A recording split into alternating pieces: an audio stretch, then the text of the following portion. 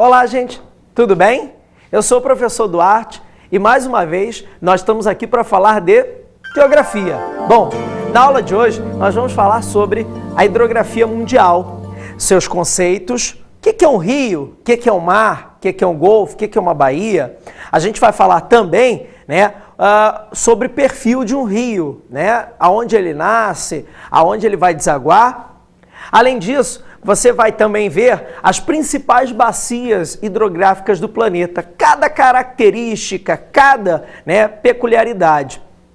E também vai entender qual é o papel dos oceanos Atlântico, Pacífico, enfim, dos principais oceanos hoje, que compõem o planeta Terra. Aliás, esse nome, ele não é o correto. Na verdade, deveria se chamar planeta Água, porque a maior parte da nossa superfície é composta por água. Mas, enfim, ficou planeta Terra, a gente tem que continuar. Galera, para a gente começar, eu queria fazer uma pergunta. Será que você vai saber?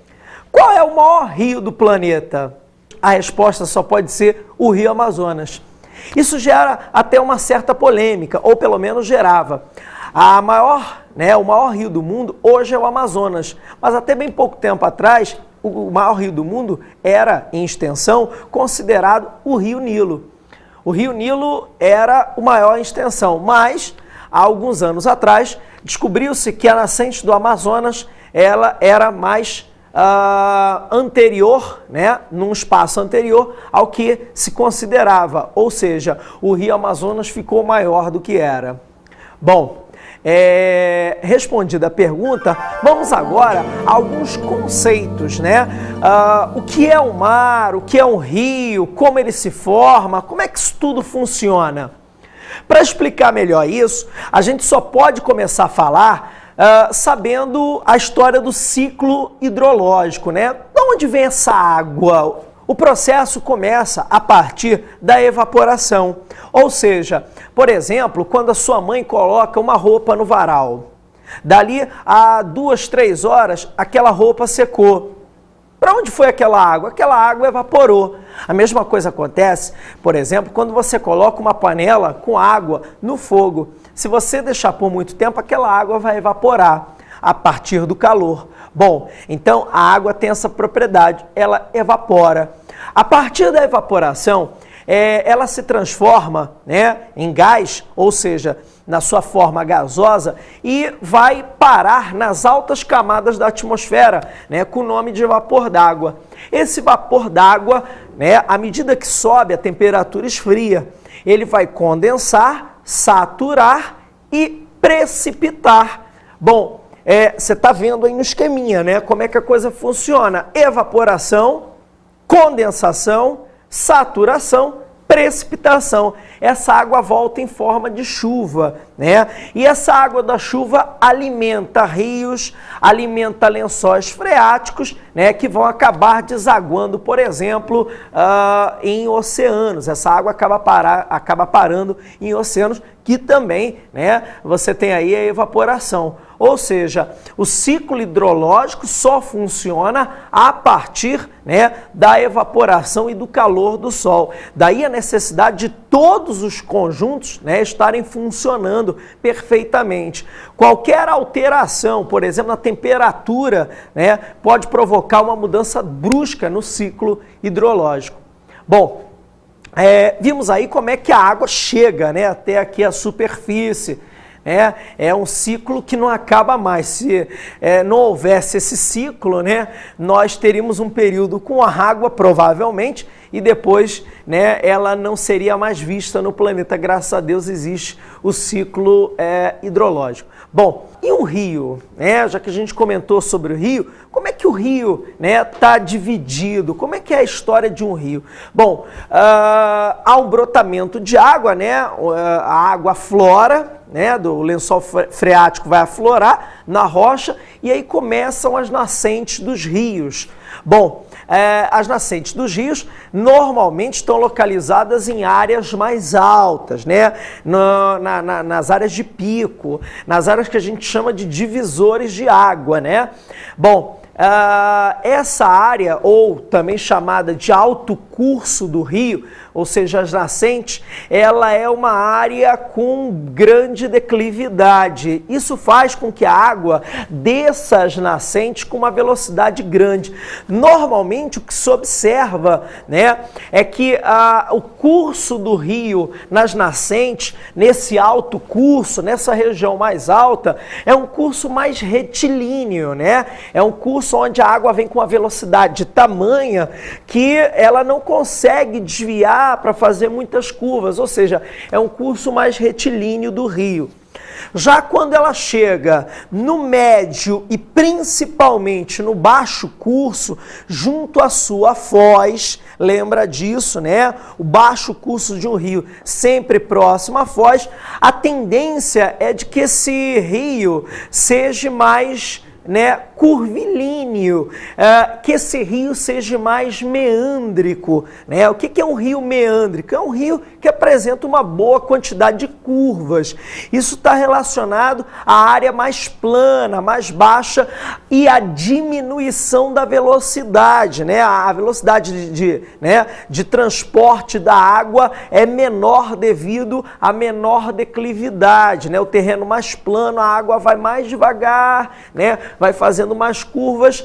E outra diferença também entre o baixo curso próximo à foz e o alto curso de um rio, né? O alto curso sempre apresenta sedimentos mais grosseiros, né? Você vê, por exemplo, em cachoeira, aquelas pedras enormes, sedimentos mais grossos. Quando você vai para o baixo curso, próximo à foz, né, você encontra aquela areia já, aquele pedacinho de pedra pequenininho, né, já bastante trabalhado pela água dos rios. Ou seja, baixo curso e alto curso têm diferenças, né? E tem a foz, que é o encontro do rio com o oceano. Bom, a foz de um rio pode ser de duas formas, em delta ou em estuário. A foz em delta é aquela que apresenta vários canais, por exemplo, a foz do rio Mississippi. Além disso, você tem a foz em estuário, é aquela que o rio deságua num só canal no oceano, tá? Por exemplo, o Rio do Prata, né? Lá na Argentina, entre a Argentina e o Uruguai, é um exemplo de rio que tem foz em estuário, ou seja, deságua num único canal. Bom, falamos de rio, de estrutura de rio, agora vamos falar de oceano, mar. Mas o que é isso? Oceano, mar, golfo, baía? Bom, isso é parte de uma única estrutura. Obviamente, né, a maior estrutura de água salgada que nós temos são os oceanos, ok? Tá? Nós temos alguns oceanos importantes, né? O Atlântico, o Pacífico, enfim. A gente vai ver daqui a pouquinho, né? Guarda um pouquinho aí, a gente vai ver com calma isso. Agora, tem divisões. Os oceanos têm subdivisões importantes, né? Por exemplo, uma divisão é a dos mares, né? Existem mares abertos, mares fechados e mares semifechados. Por exemplo, o mar é um pedacinho, né, do oceano. Exemplo de mar semifechado seria o mar Mediterrâneo, né? E um exemplo de mar fechado seria o mar Cáspio. São estruturas grandes, são subdivisões grandes dos oceanos. Agora, tem a estrutura de golfo, tem a estrutura de baía e tem a estrutura de saco. Duarte, o que é um golfo, o que é uma baía, o que é um saco? Golfo, baía e saco se diferenciam basicamente pelo tamanho também. A maior dimensão é a do Golfo, né? Por exemplo, o Golfo Pérsico. Menorzinho, você tem a Baía, por exemplo, Baía de Guanabara, a Baía de Hudson. Por último, você tem o Saco, que é a menor estrutura de todas essas que eu falei, né? Por exemplo, é uma reentrançazinha, né? Por exemplo, no Rio de Janeiro, próximo a Niterói, você tem o Saco de São Francisco e outras, tá? Enfim, as estruturas se diferenciam basicamente pelo tamanho. Claro, a maior estrutura de todas é o oceano, né? A estrutura gigantesca.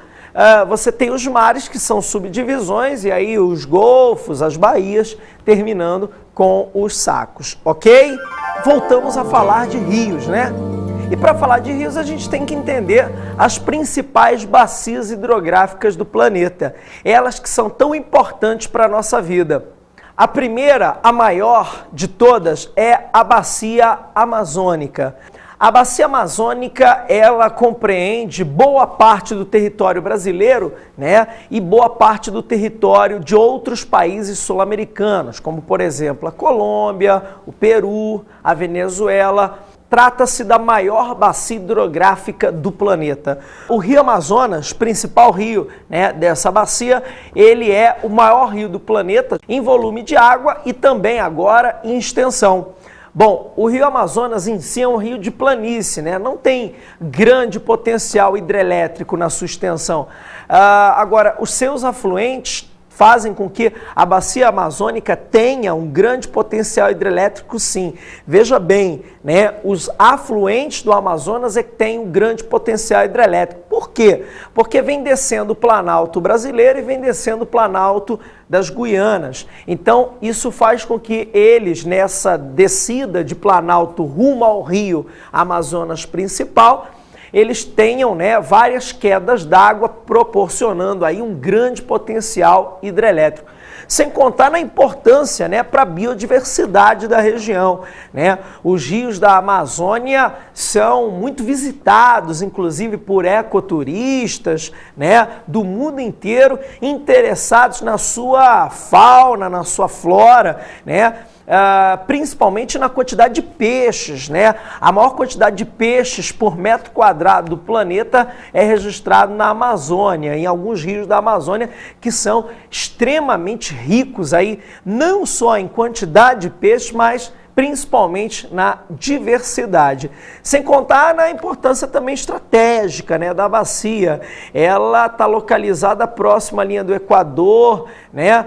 E os países, devido a esse banco genético, tentam protegê-la da maior forma possível, né? Principalmente contra a ação aí de queimadas, de biopirataria, e os rios têm um papel importante nesse contexto, pois servem, né, de vias de navegação, de transporte para regiões onde, por exemplo, helicópteros, aviões de grande porte, automóveis não podem chegar, os navios e barcos, principalmente, né, os barcos pequenos, chegam com facilidade.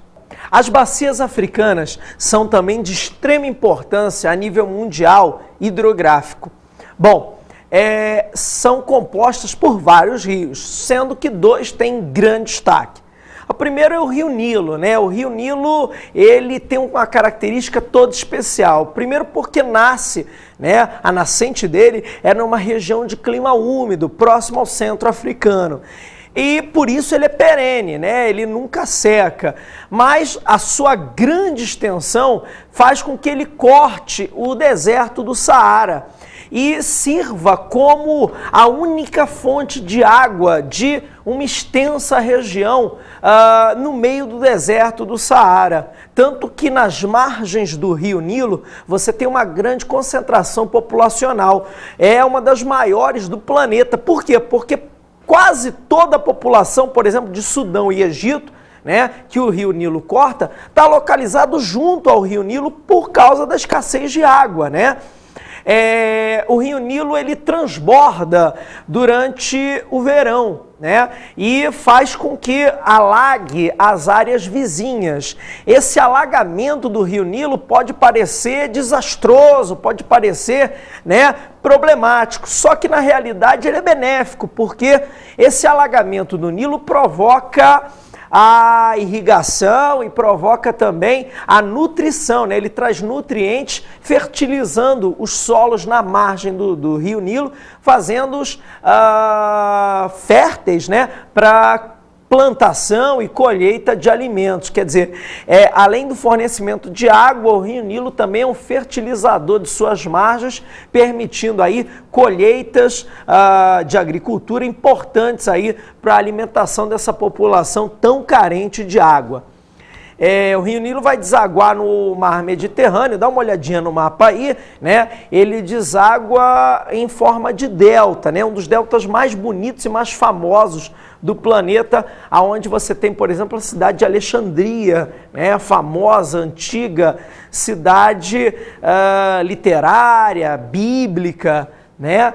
Localizada na foz em delta aí do Rio Nilo. Bom, outro rio importante da África é o rio Congo, né? O rio Congo cortando o centro da África, na região equatorial. Você sabe que a região equatorial é uma região, né, ciclonal. Mas o que é uma região ciclonal? Região ciclonal é aquela que vai receber a carga de ventos alísios, úmidos e quentes. Bom, essa umidade, esse calor, né, vão gerar uma grande precipitação nessa faixa equatorial. Isso vai beneficiar o Rio Congo, né, que é o segundo maior do mundo em volume de água. Lembrei de uma coisa importante. O segundo maior do mundo em extensão é o Nilo. Quer dizer, o segundo maior em volume d'água e o segundo maior volume em extensão, né, estão na África, ou seja, são rios africanos. O Congo, ele tem essa grande vazão de água, né, porque ele possui uma dupla captação, tanto águas do hemisfério norte quanto do hemisfério sul, já que ele está ali próximo da linha do Equador, né, justamente na divisa. Então, quando é verão no norte ou verão no sul, ele está captando água. Daí a explicação para esse grande volume de água do Rio Congo. Ok? Outros rios importantes africanos que a gente também não pode deixar de citar são o Zambeze e o Limpopo, né? São rios de importância regional que servem para abastecimento de água da população, servem, né, para pesca, quer dizer, alimento para essa população, que é uma população que sofre bastante com o problema da fome. Nos Estados Unidos encontra-se a bacia do Mississippi e Missouri. É uma bacia extremamente importante para a América do Norte, principalmente para os Estados Unidos. Bom, esses dois rios e outros, né, formam uma bacia de grande importância regional. Ela tem um potencial hidrelétrico, principalmente na sua nascente, né, na parte centro-norte dos Estados Unidos. Ela nasce no centro-norte e vai desaguar no Golfo do México, né, na parte sul dos Estados Unidos. Bom, essa bacia, ela está encaixada numa planície, né? Daí, mais importante ainda, porque ela é uma bacia, né, por si só já fornece água para a agricultura, e ali você tem o desenvolvimento, né, dos chamados belts americanos. O sistema de agricultura principal, né, norte-americana é feita ali naquela região, né, o Corn Belt, cinturão do milho, né, o Cotton Belt, cinturão do algodão. Além disso, você tem, né, uma planície. Então, esses rios, né, os rios da bacia do Mississippi e Missouri, servem como grande fonte de navegação. Navegação que transporta mercadorias, né, principalmente mercadorias agrícolas, para exportação ou para deslocamento interno mesmo, né? E além de transportar mercadorias, a bacia do Mississippi e Missouri também tem outro papel, né? Que é o de transporte de pessoas, e é transporte regular, como se você estivesse pegando um avião ou estivesse pegando um ônibus, né, de uma cidade para outra. As pessoas utilizam navios, barcos, enfim, né? A navegação é extremamente utilizada nessa bacia. A bacia do Mississippi Missouri vai desaguar no Golfo do México, como eu já falei, em forma de delta, né? É um delta também bastante apreciado, bastante bonito. E ali próximo você tem a cidade de New Orleans, que é uma cidade localizada próxima a essa foz aí do Mississippi Missouri, justamente por quê? Porque servia, né, como entrada e saída de escravos, né, negros que trabalhavam nessas plantações na época em que a escravidão era permitida nas lavouras norte-americanas. Galera, já que a gente está falando de rios, a gente não pode esquecer de falar dos rios europeus, né? O primeiro vai ser o Rio Volga. Rio Volga é o maior em extensão da Europa, né? Ele é um rio que tem particularidades. A primeira é porque ele nasce, né, e a sua foz também é dentro de um único país, que é a Rússia, né? O rio Volga, ele corta todo o território russo, é uma extensão, mas corta só um único país, que é a Rússia. A outra é que o rio Volga também, né, ele congela durante o inverno. Dá uma olhadinha aí no mapa, né, para você ver a localização da nascente até a foz. Principalmente na área de nascente, devido às temperaturas muito baixas, ele vai congelar durante o inverno. Isso é um problema sério. Por quê? Porque o Volga é utilizado e bastante para transporte de pessoas e mercadorias também, né? Mas durante o inverno esse transporte fica impossibilitado devido à grande quantidade de gelo, né, presente dentro do rio, o que impede a navegação.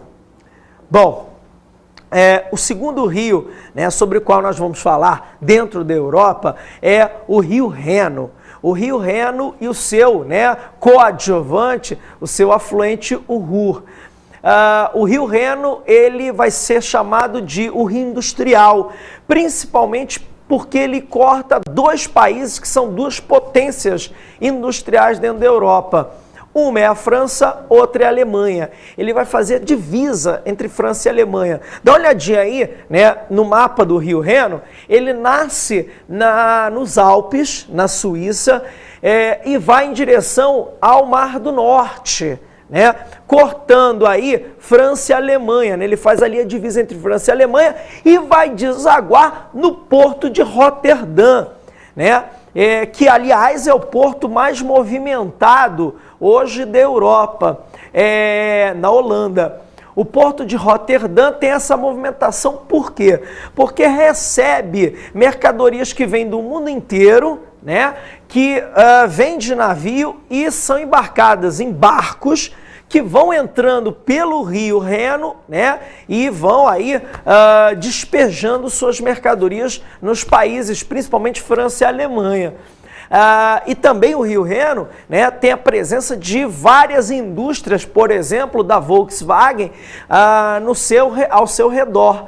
Por isso é chamado de rio industrial, pela presença de uma centena de indústrias, né, em volta aí da sua trajetória, e além dessas indústrias, você tem o escoamento dessa produção industrial, né, pelo rio Reno. O rio Reno, até uns 20 anos atrás, ele era extremamente poluído, né, e de 1984 para cá começou um sério programa de despoluição do rio Reno, mostrando que, mais uma vez, se o homem realmente se esforçar, ele consegue bons resultados.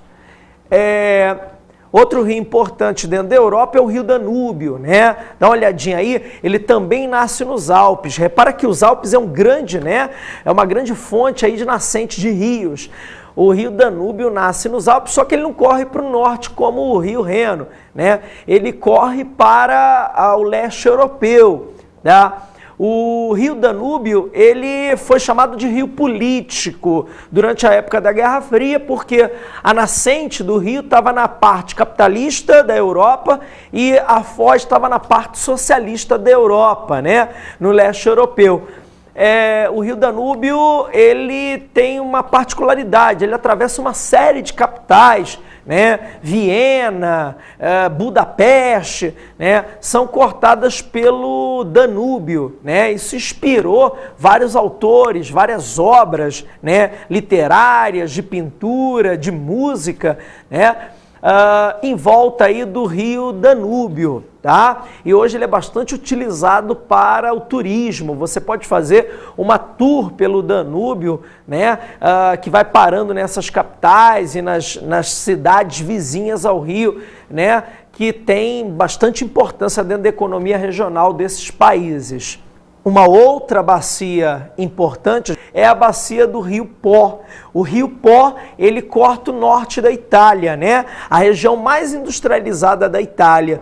O rio Po, ele nasce também nos Alpes, né? E vai desaguar próximo a Veneza, no norte da Itália, pegando toda a região industrial, né, que se localiza principalmente em volta de duas cidades, Turim e Milão, né? Então aquela região do Po, na Itália, é uma região bastante industrializada, em contraste até com o sul italiano, que é uma região bastante agrícola e relativamente atrasada. O norte não, né? Isso se deve muito ao rio Pó e à, né, facilidade de obtenção de água por parte desse rio. E para terminar os rios europeus, a gente não pode deixar de falar do Tâmisa, né? O caso do Tâmisa. O Tâmisa é o principal rio, né, inglês. Ele corta a cidade de Londres e serviu aí no processo, né, inicial de Revolução Industrial. O rio Tâmisa durante várias décadas permaneceu sujo, imundo, né, podre, sem qualquer perspectiva de vida. E a partir dos anos 60 os ingleses entraram numa campanha séria para reverter esse quadro e nos anos 90, 30 anos depois, eles conseguiram um resultado tão esperado, né? Hoje o Tâmisa, por exemplo, é utilizado para banho durante o verão, né, por pessoas na cidade de Londres. O Tâmisa é utilizado para pesca, enfim, é mais uma demonstração de que o ser humano pode, né, conseguir reverter quadros ameaçadores para a sua própria sobrevivência. Bom, para terminar essa história de rios e suas bacias importantes, nós vamos falar dos rios chineses e da importância do Ganges lá na Ásia.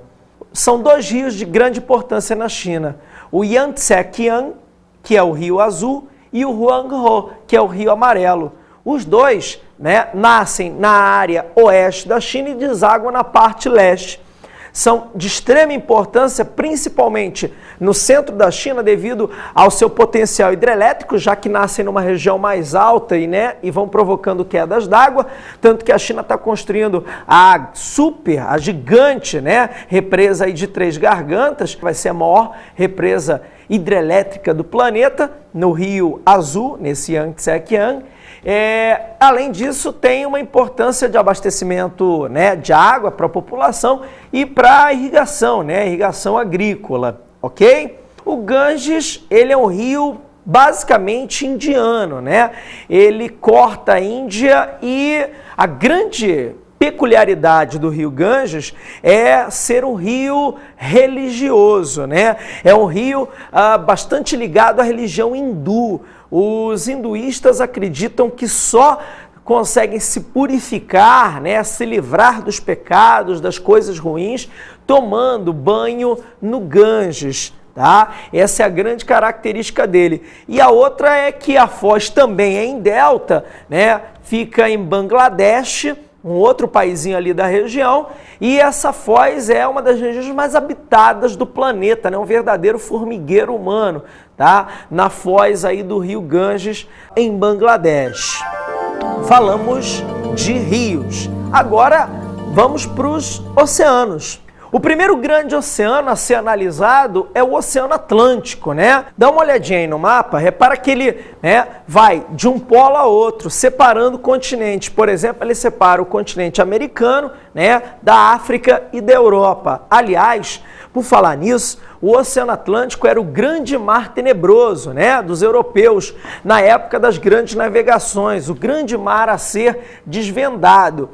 Ele teve essa importância, né, durante a época das grandes navegações e vai ser o principal oceano, né, durante vários séculos, já que grande parte da economia mundial estava localizada entre a Europa e os Estados Unidos, a Europa e as Américas, enfim, né, os europeus e a colonização do Novo Mundo aglutinavam, né, a concentração econômica, a troca de mercadorias, as relações comerciais estavam muito ligadas ao Atlântico, ainda estão. Só que surgiu um novo oceano comercial. Esse oceano é o maior de todos em extensão, que é o Oceano Pacífico.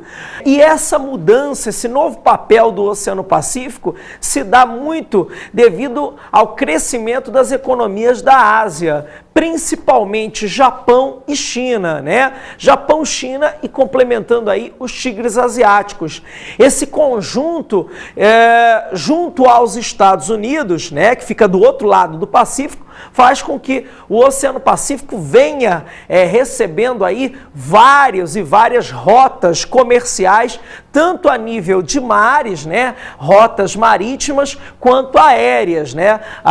O Oceano Pacífico acabou nos últimos 30, 40 anos aglutinando boa parte das rotas comerciais, isso muito decorrente aí do crescimento das economias asiáticas e o comércio que se faz, principalmente com os Estados Unidos, grande mercado consumidor do planeta. A gente agora vai falar sobre o Oceano Índico. Ele é o menor dos grandes oceanos. O Oceano Índico ele está localizado entre 3 continentes: África, Ásia e Oceania. Bom, a grande particularidade dele é a travessia, né, de navios petroleiros por causa do Oriente Médio. Grande parte do petróleo que sai do Oriente Médio atravessa o Oceano Índico, então ele é de extrema importância com relação a isso. O Oceano Glacial Ártico, né, que comercialmente ele não tem muita importância. Você deve saber por quê. Ele é congelado, né? Grande parte do Oceano Glacial Ártico está sob forma de gelo devido às baixíssimas temperaturas localizadas próximas ao Polo Norte. Ok? Legal? Beleza? Não é só coisa boa que a gente tem para falar. Infelizmente, há sérios impactos ambientais em recursos hídricos, principalmente em rios e oceanos. Bom, nós temos aí graves problemas relacionados a agrotóxicos, né? A utilização de agrotóxicos acaba sendo maciça e isso acaba provocando a contaminação através da água da chuva que leva esses agrotóxicos, né, junto ao lençol freático, e acaba contaminando rios e também oceanos, né? Há sérios rios comprometidos com uma carga muito acima do permitido de agrotóxicos.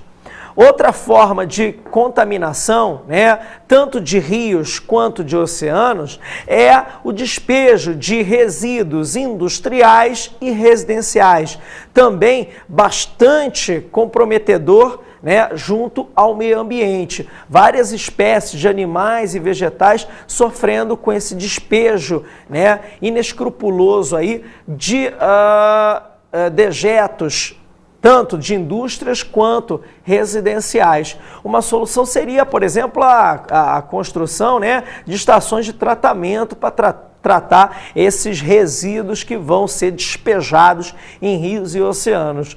Uma solução para o caso dos agrotóxicos seria a utilização, né, de produtos cada vez mais orgânicos, né, ou então a substituição por agentes biológicos que fariam o papel, né, desses agrotóxicos. Bom, um terceiro ponto, principalmente esse relacionado aos oceanos, é o despejo de petróleo, né? O vazamento de óleos que causa vários desastres ambientais, como por exemplo aqui no Brasil, registrado na Baía de Guanabara, né? Que frequentemente recebe navios petroleiros, já que tem terminais dentro da Baía de Guanabara, no Rio de Janeiro, e isso pode causar, né, o vazamento aí nesses navios ou em algum duto, pode causar aí a contaminação da baía e, obviamente, causar um desastre ambiental, ok? E agora, para refletir, como viveremos no futuro com cada vez menos água? Reflita um pouco sobre isso.